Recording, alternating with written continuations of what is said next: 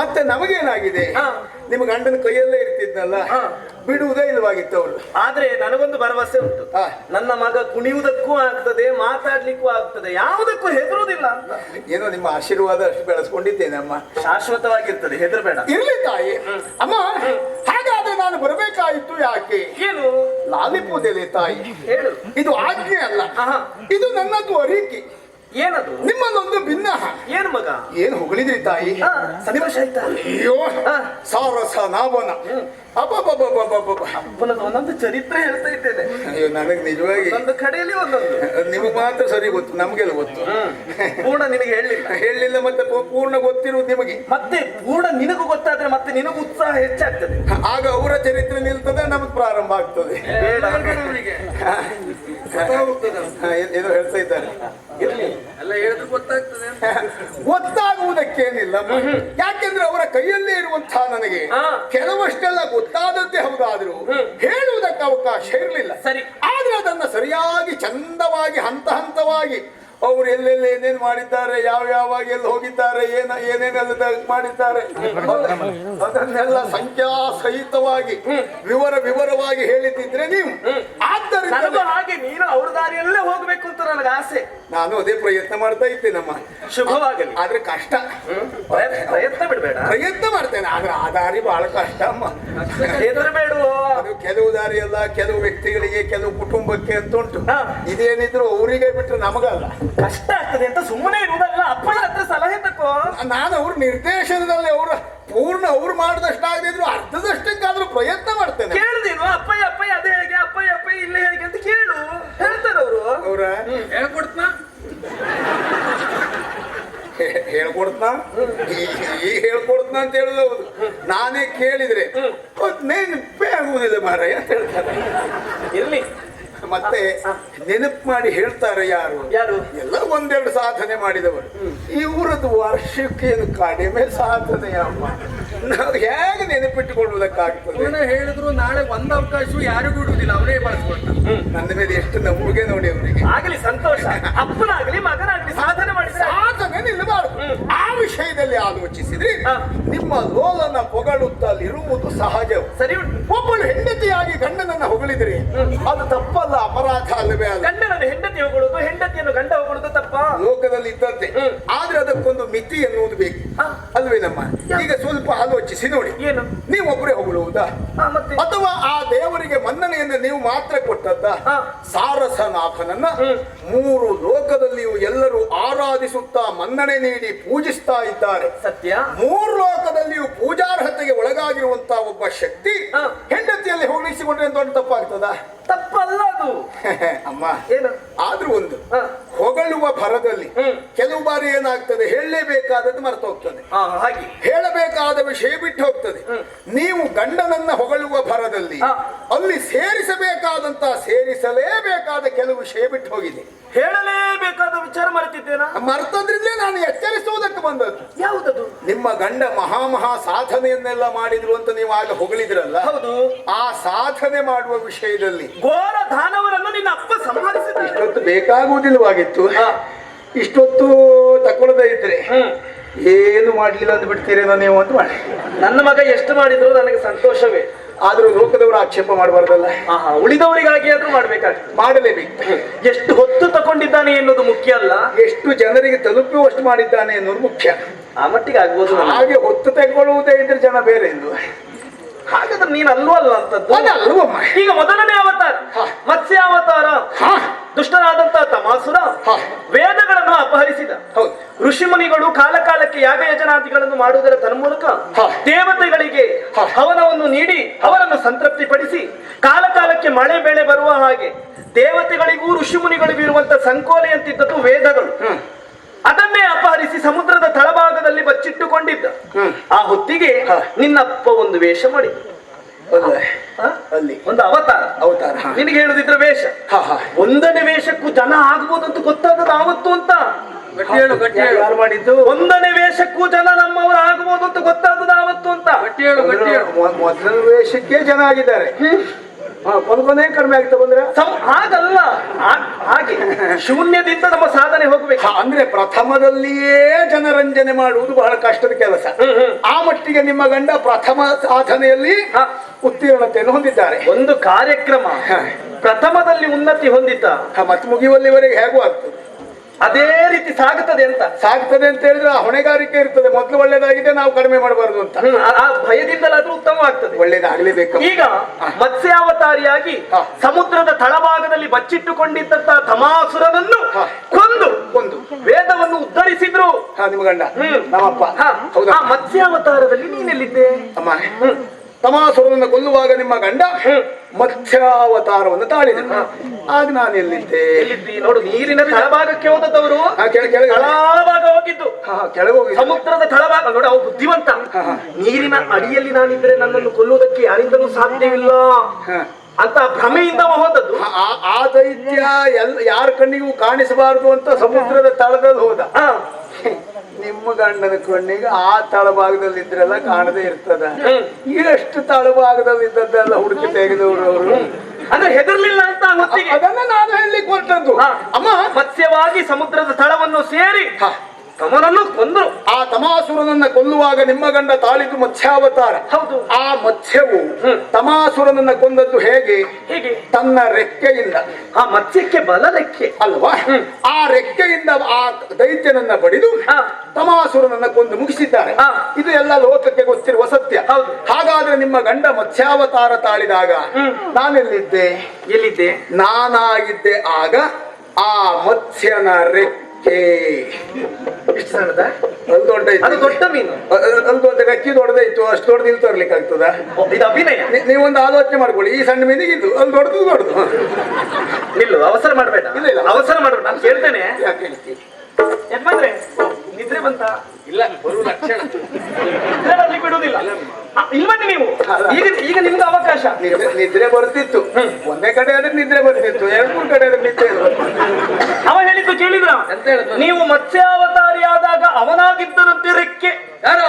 ನಾನು ಸರಿ ಉಂಟು. ನನಗೆ ಗೊತ್ತುಂಟು ಅವನಿಗೆ. ನಾನು ಮತ್ಸ್ಯನಾಗಿದ್ದಾಗ ಇವನಾಗಿದ್ದ ನನ್ನ ರೆಕ್ಕೆ. ಅದಕ್ಕಾಗಿ ನಾನು ಸಮುದ್ರವನ್ನ ಹೊಕ್ಕೆ, ಮುರಿಯಿತು ಧನುಜನ ಪಕ್ಕೆ. ಇವನಲ್ಲಿ ವಾದಿಸ್ಲಿಕ್ಕೆ ನಿನಗೇನು ಸೊಕ್ಕೆ?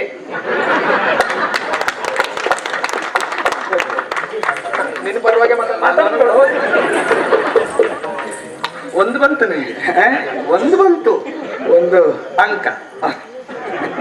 ಇನ್ನು 4 ಅಂಕ ಹೇಳ್ಕೊ, ಮತ್ತೆ ಹುಡುಕ್ರು. ಇನ್ನು 4 ಉಂಟು. ಅಲ್ಲ, ಇವತ್ತಿನ ಮಟ್ಟಿಗೆ ಒಂದು ಅಂತ ಹೇಳಿದ್ರೆ ಸಾಕು, ನಾ ಹುಡುಕುವುದಿಲ್ಲ. ಯಾಕಂದ್ರೆ ಯಾರಿಗೆ ಬಂದ್ರು ಅವ್ರು ನೋಡ್ತಾ ಇರ್ತಾರೆ ಅಂತ ನನಗೆ ಗೊತ್ತು. ಹಾಗಲ್ಲ, ಒಂದು ಅಂಕ ಬಂತು ಅಂತ. ಅದೇ ನಾ ಹೇಳಿದ್ದು. ಅಲ್ಲಿಗೆ ಬೀಗಬೇಡ. ಇನ್ನು 4 ಉಂಟು. ಒಂದರಲ್ಲಿ ತೇರ್ಗಡೆ ಆಗಿದ್ದೆ. ಎರಡನೇದು ಸಮುದ್ರ ಮಥನ. ಹಾ. ಸುವಸ್ತುಗಳು ಸಮುದ್ರ ಪಾಲಾದಾಗ ಮೇಲೆತ್ತುವುದಕ್ಕೆ ಮಂದರಾತ್ರಿಯನ್ನೇ ಕಡಗೋಲನ್ನಾಗಿ, ವಾಸುಕಿಯನ್ನೇ ಹಗ್ಗವನ್ನಾಗಿ ಅಸುರರು ಅಭಿಮತನ ಮಾಡುವುದಕ್ಕೆ ಪ್ರಾರಂಭಿಸಿತು. ಅಭಿಮತನ ಮಾಡುತ್ತಿರುವಾಗ ಆ ಮಂದರಾತ್ರಿ ಕುಸಿದು ಕೆಳಗೆ ಹೋಗ್ತದೋ ಎನ್ನುವ ಹಾಗೆ ಎಲ್ಲರೂ ಭಯಗೊಂಡು ನೆಲನೋಟಕರಾಗಿ ಆ ಮಂದರಾತ್ರಿಯನ್ನೇ ಗ್ರಹಿಸುತ್ತಿರುವಾಗ ಮುಳುಗೋಯ್ತು ಅಂತ ಅಲ್ಲಿಗೆ ನನ್ನವರು 2ನೇ ವೇಷ ಮಾಡಿದ್ರಲ್ಲ. ಅಷ್ಟು ಬೇಗ? ಹೌದು. ಇವ್ರದ್ದು ವೇಷ ಎಲ್ಲ ಬೇಗ ಮಾಡಿದ್ದಾರೆ. ಆ ಅನಿವಾರ್ಯತೆಗೆ ಒದಗಿದ್ದು ಅಂತ. ಅಂದ್ರೆ ಎಲ್ಲೂ ಇವರನ್ನು ಅಗತ್ಯಕ್ಕೆ ಮಾಡಿಸಿದ್ದಲ್ಲ. ಅನಿವಾರ್ಯಕ್ಕೆ 2 ವೇಷ ಹೇಳ್ಬೇಡ, ಬೇರೆ ಅಂತ ಹೇಳ್ಬೇಡ. ಅಗತ್ಯವೋ ಅನಿವಾರ್ಯವೋ ಒಂದು ಅಷ್ಟೆಲ್ಲ ಜನ ಇದ್ರು, ಯಾರು ಎದ್ದು ಬರ್ತಾ ಇದ್ದಾಗ ಒಂದು ಕೇಳ್ಕೊಂಡ್ರು ನೀವೇ ಆಗ್ಬೇಕು ಅಂದ್ರು. ಏನು ಮಾಡುದು ಮಂದರಾತ್ರಿ ಕುಸಿದ್ರೆ ಸುವಸ್ತುಗಳು ಮೇಲೆ ಬರ್ತದ ಎನ್ನುವ ಚಿಂತೆಗೊಳಗಾದಾಗ ನನ್ನವರು 2ನೇ ವೇಷ ಮಾಡಿದ್ರು. 2ನೇ ವೇಷ. ಸತ್ಯ ಹೇಳ, ಸಣ್ಣ ವಯಸ್ಸು. 2ನೇ ವೇಷಕ್ಕೂ ಆಗ್ತದೆ ಅಂತ ಗೊತ್ತಾದದ್ದು ಅವತ್ತು ನನಗೆ. ಹೌದಾ? ಯಜಮಾನ್ರು ಬೇರೆ ನೋಡಿದವ್ರು ಯಾರಾದ್ರೂ ಬಂದು ಹೇಳಿದ್ರೆ ನೀವೇ? ಪ್ರಪಂಚವೇ ಒಪ್ಪಿದೆ, ಉಳಿದವರೆಲ್ಲ ಒಪ್ಪಿದ್ದಾರೆ. ಅಲ್ಲ, ಒಪ್ಪದೆ ಏನು ಮಾಡ್ತಾರಮ್ಮ? ಏನು ಜನ ಬೇಕಲ್ಲ, ಬೇರೆ ಬೇಕು ಅಂತಲ್ಲ, ಮಾಡಿದ್ದಷ್ಟು ಸಮರ್ಥವಾಗಿದೆ. ಹಾಗೆ ಸಾಮರ್ಥ್ಯ ತೋರಿಸಿದ್ದ ಹಾಗೆ ವಿನೋದಕ್ಕೆ ಹೇಳಿ. ಮಂದರಾತ್ರಿ ಕುಸಿಯುತ್ತಿರುವಾಗ ಕೂರ್ಮಾವತಾರಿಯಾಗಿ ಮಂದರಾತ್ರಿಯ ತಳಭಾಗವನ್ನು ಸೇರಿ ಮಂದರಾತ್ರಿಯನ್ನು ಎತ್ತಿ ಹಿಡಿದ್ರು. ಆ ದಿವಸ ನಿಮ್ಮ ಗಂಡ ಕೂರ್ಮ, ಆ ದಿವಸ ನಿಮ್ಮ ಗಂಡಂದೊಂದು ಕೂರ್ಮ ಅಂದ್ರೆ ಬಾಯಲ್ಲಿ ಸುರಿತಾ ಉಂಟಲ್ಲ. ಅಲ್ಲಮ್ಮ, ಅಂದ್ರೆ ಅಷ್ಟು ಒಳ್ಳೆ ರೀತಿಯಲ್ಲಿ ಆಗಿತ್ತು. ಮಂದರಾತ್ರಿಯನ್ನು ಎತ್ತಿದ್ರು. ಮಂದರಾತ್ರಿಯನ್ನ ಎತ್ತಿದ್ರು. ಒಂದು ಕೂರ್ಮ. ಕೂರ್ಮ. ಆಮೆ ಅಮ್ಮ, ಒಂದು ಕೂರ್ಮ. ಮತ್ತೆ ಅದಕ್ಕೆ ಮಂದರಾದ್ರಿಯ ತಳಭಾಗವನ್ನು ಸೇರಿ ಮಂದರಾದ್ರಿಯನ್ನು ಎತ್ತಿ ಹಿಡಿದ್ರು ಒಂದೇ ಕೂರ್ಮದಲ್ಲಿ. ಅಮ್ಮ ಒಂದೇ ಕೂರ್ಮದಲ್ಲಿ ಕೂರ್ಮನ ಅವತಾರ ಕೂರ್ಮನ ಅವತಾರದಲ್ಲಿ ಒಂದೇ ಕೂರ್ಮ ಅವತಾರ ಒಂದೇ ಅವತಾರ ಗೊತ್ತೇ ಎರಡು ಕೂರ್ಮನ ಅವತಾರ ಮಾಡ್ಲಿಲ್ಲ ಅವತಾರ ಅವತಾರ. ಅಮ್ಮ ಕೂರ್ಮನಿಗೆ ಬಲಿಷ್ಠವಾದದ್ದು ರಕ್ಷಣೆಗೆ ಇರುವುದು ಯಾವುದು ಹೇಳಿ? ಚಿಪ್ಪು. ಕೂರ್ಮನ ಚಿಪ್ಪು. ಅಂದರೆ ಮಂದರಾದ್ರಿಯನ್ನ ನಿಮ್ಮ ಗಂಡ ಕೂರ್ಮಾವತಾರಿಯಾಗಿ ಎತ್ತುವಾಗ ಅವರಿಗೆ ಬಲವಾಗಿ ಸಿಕ್ಕಿದ್ದು ಆ ಆಮೆಯ ಚಿಪ್ಪು ಅಲ್ವಾ? ಅದರಿಂದಲೇ ಮಂದರಾತ್ರಿಯನ್ನು ಎತ್ತುವುದಕ್ಕೆ ಸಾಧ್ಯ ಆದದ್ದು. ಆ ದಿವಸ ನಿಮ್ಮ ಗಂಡ ಕೂರ್ಮಾವತಾರ ತಾಳಿದಾಗ ನಾನಾಗಿದ್ದೆ ಕೂರ್ಮನ ಚಿಪ್ಪು. ಸಣ್ಣದ ದೊಡ್ಡದ ಸಣ್ಣದ ದೊಡ್ಡದ ಚಿಪ್ಪು ಸಣ್ಣದ ದೊಡ್ಡದು ಅಂತ ಆಮೇಲೆ ಹೇಳ್ತೇನೆ. ನಿಮ್ಮ ಗಂಡನ ಕೂರ್ಮ ಸಣ್ಣದ ದೊಡ್ಡದು ಅಂತ ಹೇಳಿ ಅವ ಹೇಳಿದ್ದು ಕೇಳಿದ. ಎರಡನೇ ಅವತಾರ ಕೂರ್ಮಾವತಾರದಲ್ಲಿ ಅವನಾಗಿದ್ದನಂತೆ ಚಿಪ್ಪು. ನಾನು ಅನ್ನ ಸರಿ ಉಂಟು. ಹಾಗಾಗಿದ್ದೆ ಇವ ನನ್ನ ಚಿಪ್ಪು. ಇದನ್ನ ನೀನು ಒಪ್ಪು. ಮನ್ನಣೆಯ ದಾಹ ಮನಸ್ಸಿನ ಕಪ್ಪು. ಇದು ಅಲ್ಲ ಅಂತ ವಾದಿಸ್ತಾ ನೀನು ಮುನ್ನಡೆದ್ರೆ ನೀನಾಗ್ತಿ ದೊಡ್ಡ ಬೆಪ್ಪು. ಈಗಲೂ ನಿನ್ನ ಪರವಾಗಿ ಮಾತಾಡ್ನ. ಬರುವ ವರ್ಷ ಮಾಡ್ಬೇಕು ಅಂತ ಹಠ ಹಿಡಿದಿದ್ರೆ. ಮೂರನೇ ಅವತಾರ ವರಹಾವತಾರ. ವರಹಾವತಾರ ದುಷ್ಟನಾದಂತ ಹಿರಣ್ಯಾಕ್ಷ ಭೂದೇವಿಯನ್ನು ಹಿಂಸಿಸುವುದಕ್ಕೆ ಮುಂದಾದ. ಅತಳ ವಿತಳ ಸುತಳ ಪಾತಾಳ ರಸಾತಳ ಮಹಾತಳವನ್ನು ಸೇರಿದ್ರು ಕೂಡ ಅವ ಬಿಡ್ಲಿಲ್ಲ. ಆ ಹೊತ್ತಿಗೆ ತದೇಕ ಚಿತ್ತದಿಂದ ನನ್ನವರನ್ನು ಧ್ಯಾನಿಸಿಕೊಂಡಾಗ ವರಹಾವತಾರಿಯಾಗಿ ದುಷ್ಟನಾದಂತ ಹಿರಣ್ಯಾಕ್ಷರನ್ನು ಕೊಂದು ಮುಗಿಸಿದ್ರು. ಹಾಗೆ ಎಲ್ಲಿದ್ದೆ ಅಮ್ಮ? ವರಹಾವತಾರ ಅಂದ್ರೆ ಹಂದಿ. ಶ್ವೇತವರ ಶ್ವೇತವರಾಹ ಅಲ್ಲ, ಅದನ್ನ ಆಡು ಭಾಷೆಯಲ್ಲಿ ಹಂದಿ ಅಂತ ಹೇಳುವುದು.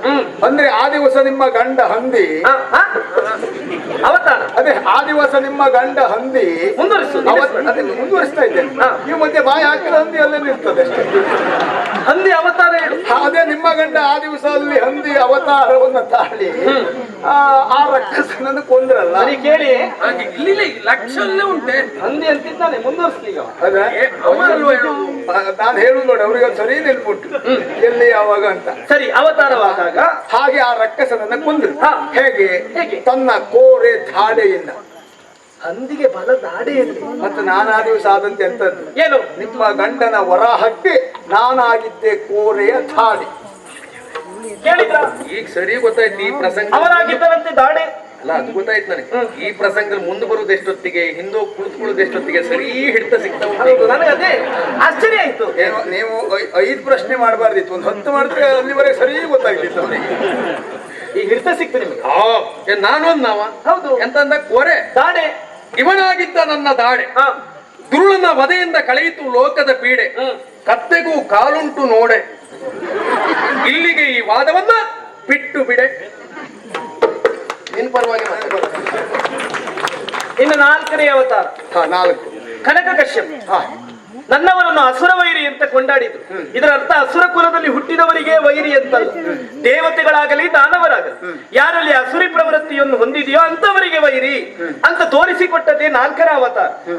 ದುಷ್ಟನಾದಂತ ಕನಕ ಕಶ್ಯಪ ಮಹಗನಾದಂತ ಪ್ರಹ್ಲಾದನದಕ್ಕೆ ಹಿಂಸಿಸುವುದಕ್ಕೆ ಮುಂದಾದ. ಎಲ್ಲಿದ್ದಾನೆ ಹರಿಯನ್ನು ತೋರಿಸು ಅಂತ ಆಡಿದ.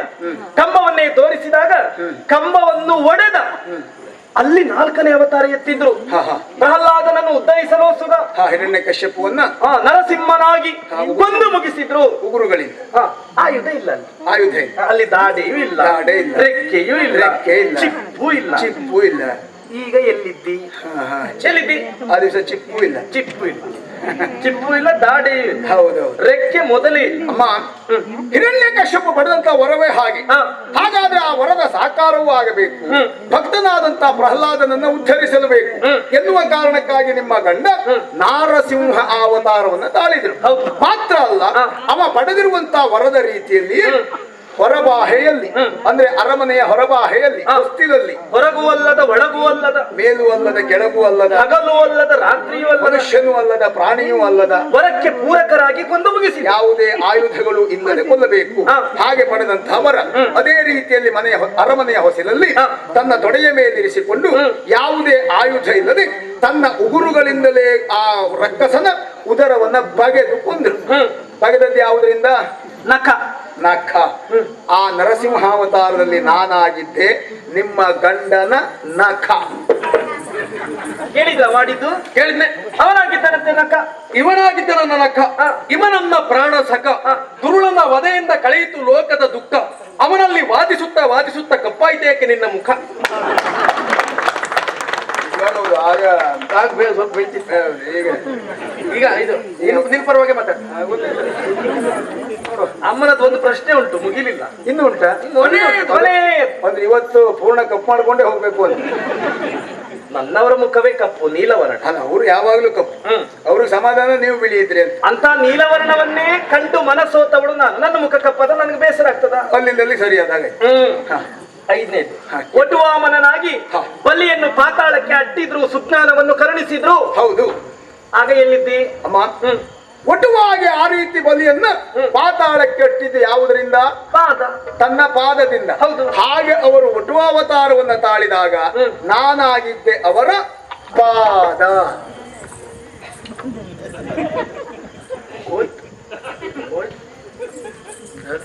ಅವಾಗಿದ್ದಂತೆ ಪಾದ. ಅದೇನಾ ಹೇಳತ್ತು ಹೋಯ್ತಂದ. ಅದು ಉತ್ತರ ಬರ್ಲಿ. ಉತ್ತರ ಕೊಡುದೇಗ. ಹೇಳಿ. ಅವನಾಗಿದ್ದ ನನ್ನ ಪಾದ, ಅದಕ್ಕಾಗಿ ಬಲಿಯು ಪಾತಾಳಕ್ಕೆ ಹೋದ. ಲೋಕಕ್ಕಾಯ್ತು ಮೋದ ವಿನೋದ. ಇನ್ನಾದ್ರೂ ಸಾಕ್ ಮಾಡ್ತೀಯ ನಿನ್ನ ವಾದ? ಇನ್ನಿಲ್ಲ ನನ್ನ ವಾದ.